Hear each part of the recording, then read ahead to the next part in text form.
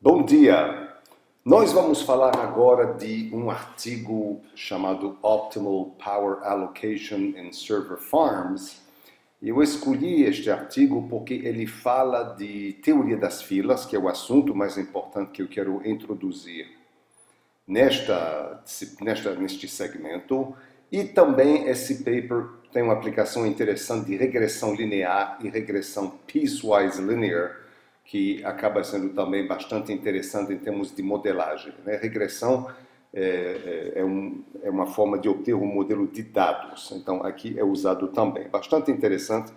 Antes de você assistir a este vídeo, você deve ter lido a referência que está aqui, Optimal Power Allocation in Server Farms, e quando você tiver lido e entendido o artigo o melhor que você puder, venha para cá que a gente vai discutir o artigo, reformatando o artigo nas 6 fases, usando as 6 etapas que nós usamos.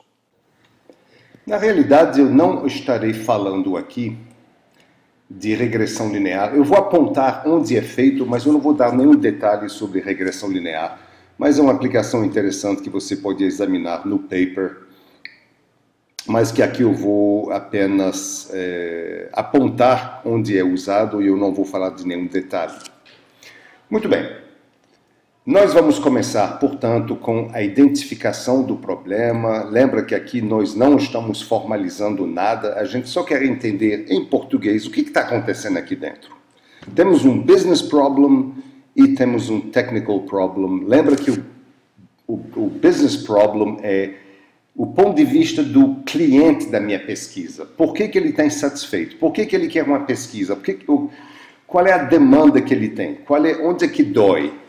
Então, o problema de negócio aqui é que server farms consomem muita energia. Você pode ver as estatísticas que mostram que mais de 10% da energia nos Estados Unidos, mais de 10% do consumo total de energia é para server farms e equipamentos de TI. Então, é muita coisa. Muito bem. Então, server farms consomem muita energia. A gente não sabe como consumir a energia da melhor forma possível. Isto é, recebendo o melhor desempenho pela energia gasta. Se eu falar para você, você pode consumir, digamos, 1 megawatt, por exemplo, no seu server farm. Como é que você deveria usar essa energia? Se seu budget for de 1 megawatt, quanto é que você deveria... Como é que você deveria usar essa energia? Você deveria usar, por exemplo, poucos computadores mais velozes, cada um consumindo muita energia, ou é melhor ter um monte de computadores menores ou menos possantes consumindo menos energia? Quando é que uma é melhor do que a outra? Ou será que é alguma combinação dessas duas coisas? O meu problema é isso. Se eu tiver um server farm, eu não sei como usar o meu budget de energia. Então, como problema de negócio, como problema técnico, a gente vai dizer o seguinte, portanto, eu pergunto, como é que eu devo distribuir potência disponível entre vários servidores de forma a minimizar o tempo médio de resposta? Você está vendo que eu já estou decidindo aqui o que vai me interessar, é o tempo de resposta. Eu quero que o tempo de resposta seja mínimo, eu quero obter o melhor desempenho, onde eu estou definindo que desempenho é tempo de resposta dos pedidos que chegam ao meu data center. Ok? Em termos de vocabulário, vamos explicar desde já que energia é diferente de potência. Por exemplo, quando você tem 1 megawatt, quando a gente fala de 1 megawatt, estamos falando de potência, e se você usa durante um certo tempo essa potência, você vai estar usando uma certa quantidade de energia. Então, se você usar 1 megawatt durante 1 hora, por exemplo, você vai ter gasto 1 megawatt hora de energia. Então, quando a gente fala de distribuir energia, é a mesma coisa de distribuir potência. As duas coisas são equivalentes, porque tem uma relação direta entre as duas coisas. Bom, passemos agora para a formalização do problema, formalização do problema usando o modelo. E aqui, mais uma vez, eu quero que você, principalmente, preste atenção ao que está sendo, da forma como a qual nós estamos formalizando as coisas. Então, eu tenho um server farm que tem um monte de servidores. Então, eu digo que eu tenho K servers no meu server farm e eu vou distribuir a carga que chega usando uma certa fração do workload da carga que vai para cada servidor, e o iésimo servidor vai receber uma fração Q sub I do total da carga que está chegando, ok? Você pode ver aqui embaixo, eu vou descer aqui um pouquinho, bem rapidamente, a gente vai voltar já já, mas você vê nessa figura que eu tenho aqui uma taxa de chegada de lambda jobs por segundo. Eu não coloquei a letra grega lambda aqui porque meu editor de figuras não tem letra grega. Eu tenho essa divisão, então, de tudo que chega, todo o workload que chega. Uma fração vai para o primeiro servidor, uma fração vai para o segundo servidor, a fração é Q1, Q2, QI para o iésimo servidor. E o meu servidor aqui vai usar a potência P1, o segundo vai usar a potência P2. Eu quero decidir também quanta potência eu devo colocar em cada servidor. E esses servidores, está vendo aqui o PS? Isso significa Processor Sharing. Processor Sharing é uma forma de escalonamento dos jobs. Aqui tem uma fila de jobs que querem ser processados por este servidor. Então,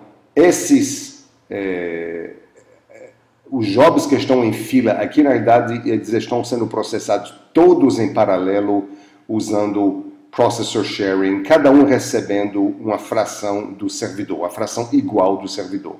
Então, a gente chama isso Processor Sharing, é uma aproximação do que acontece num sistema operacional real, Linux, por exemplo, ou outro sistema operacional, que aloca uma pequena fatia de tempo a muitos jobs, um de cada vez, acaba simulando aproximadamente Processor Sharing. E o Processor Sharing, essa disciplina de escalonamento, ela tem a grande vantagem de permitir uma análise matemática do tempo de resposta, como veremos daqui a pouco.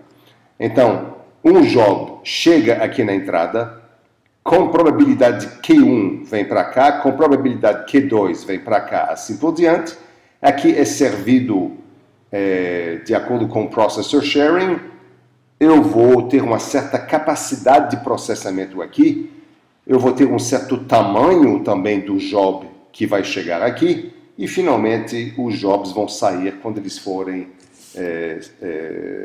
quando eles terminarem o processamento. Então, voltando agora, podemos ver como é que a gente formaliza este mundo. Eu tenho K servidores, eu tenho a fração QI que vai do workload que vai para cada servidor, e eu chamo esse vetor Q1, Q2 até QK, o Workload Allocation Vector. Onde é que meu workload vai? Ele vai para quais servidores, né? Com que probabilidade, com que fração? A frequência de operação do servidor I é S sub I. O que é esse negócio de frequência? Que você sabe que um processador tem um clock, né, que roda uma certa frequência, por exemplo, 1 GHz, 2 GHz, 3 GHz são, hoje em dia, frequências típicas de processadores, e maior é a frequência, maior é o consumo de energia. Então, existe uma relação, isso vai ser visto um pouco mais na frente nesse paper, mas existe uma relação entre frequência na qual eu coloco meu processador para funcionar e quanta potência ele vai estar usando e, portanto, ao longo do tempo, quanta energia ele vai estar gastando. Então, o iésimo servidor opera na frequência SI.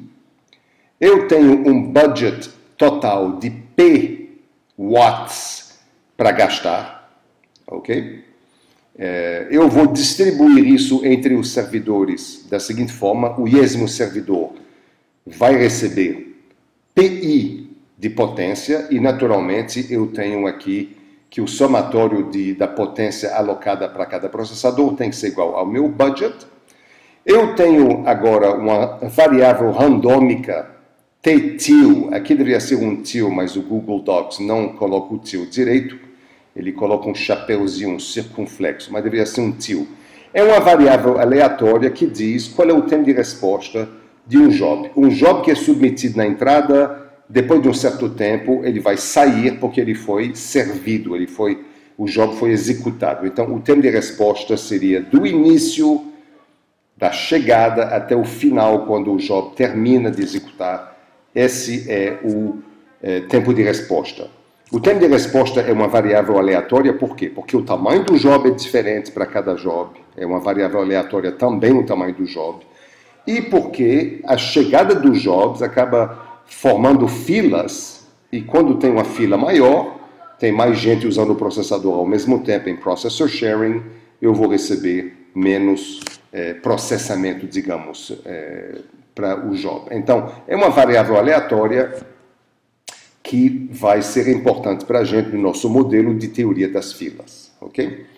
Eu estou usando aqui T barra para significar a média do tempo de resposta, ok? A média do tempo de resposta é comum chamar T barra, agora o artigo usa um outro símbolo que é EDT, que também não está errado, é usado também na matemática, na probabilidade, significa o valor esperado de T, ou expected value of T, que é exatamente a mesma coisa que a gente também chama de T barra, ok? Muito bem. Agora que eu sei isso, eu posso dizer qual é o problema que me interessa estudar. Meu problema é o seguinte: eu estou querendo achar o Optimal Power Allocation Vector e o Optimal Workload Allocation Vector. Em outras palavras, voltando para a minha figura, quanto é que eu devo mandar para cada servidor? Qual é a fração que eu devo mandar para cada servidor? Qual é a potência que eu devo alocar para cada servidor? De forma a minimizar eu quero minimizar o tempo de resposta médio, over, claro que é o que eu acabei de dizer, eu estou querendo achar o vetor de alocação de potência e o vetor de alocação de workload, e eu tenho algumas restrições, né? A restrição é que o somatório dos QIs é 1, claro, né? Cada job que chega tem que ir para algum lugar, e o somatório da minha potência é igual ao meu budget total. Muito bem, uma vez que eu achar o Optimal Power Allocation Vector, uma vez que eu tiver achado isso, eu posso converter para frequências, eu posso escolher as frequências S1, S2, o asterisco aqui significa valor ótimo para cada servidor. Existe uma relação entre PI e SI, justamente é onde a regressão linear e a regressão curvilinear é usada no paper, mas não é uma coisa que a gente vai estar estudando com muito cuidado aqui. Vamos parar aqui agora e no próximo segmento passaremos para a solução do modelo.